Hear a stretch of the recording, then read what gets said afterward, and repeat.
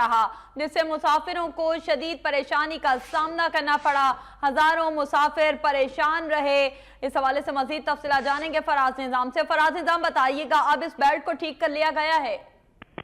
जी बिल्कुल, ये international arrival की बेल्ट है जो खराब हुई है और कई देर तक खराब रही, जिसको ठीक कर लिया गया है। लेकिन जब ये खराब हुई तो उस टाइम काफी ज्यादा फ्लाइट्स जो थी उनकी आमदोरफ्त का सिलसिला जारी था। मुसाफिरों को शदीद मुश्किलात का सामना करना पड़ा।